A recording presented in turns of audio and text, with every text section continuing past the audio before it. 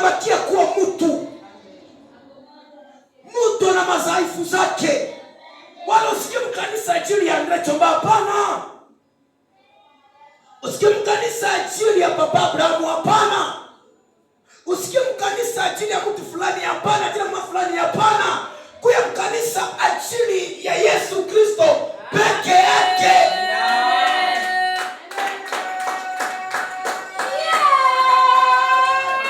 Na wakati unakuya ajili ya Yesu Kristo peke yake, ni pale na wewe Mungu anaona kweli huu aliumbwa na mimi. Asema tufanye mtu kwa sura yake, kwa sura yetu, mfano wetu. Jiangalie, uko kwa sura ya Mungu. Uko kwa mfano wa Mungu.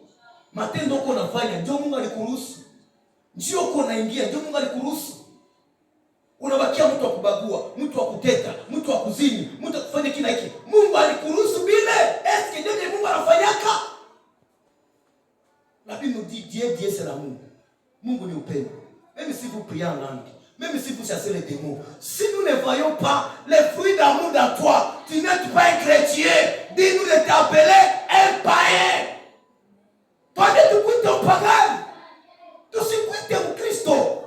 Wakati unajaa ubaguzi, unajaa utetani, unajaa chuki, unajaa wivu, unajaa mtu vikundi. Najua utasema amen paski inakukuta na wewe mtu akutetana tetana mtu akutetana. Hatuwezi lijenga mwili wa Kristo kwa namna ile. Upendo ya Mungu inapita kila kitu. Jina la Bwana libarikiwe sana. Amen. Jina la Bwana libarikiwe sana. Amen. Ukanichukia nichukie tu.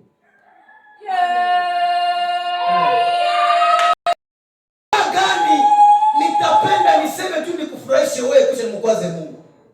Bora nifurahishe Mungu. Na mkimfurahisha Mungu yote kwangu yanakwisha. Amen. Kila siku nous parlons de la délivrance, de la délivrance, de la délivrance, de la délivrance. Pourquoi?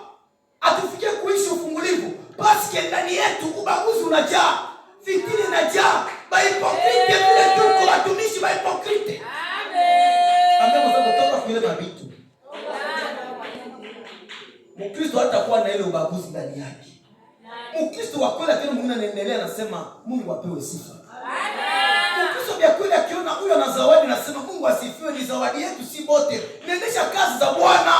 Amen. Hapana mtu anasema kwa hationake sawa. Yeye ndio tu ataonaka. Yeye ndio atasemaka. Yeye ndio atafaka hivi. Yeye ndio atafaka hivi. Amen, amen. C'est pourquoi on voit que discipliné uniforme napokea mchungu. Bibi programu ngine mbele mnabiacha kwa mnaacha watu wanasikia neno. Hii maneno yako napita hapo ngeba nisikie. Kisha kesho diada na magara anaingia kwao. Anabalia tune na siku ya mwisho tutakufa kuuliziwa sema mlifanya nini kudunia.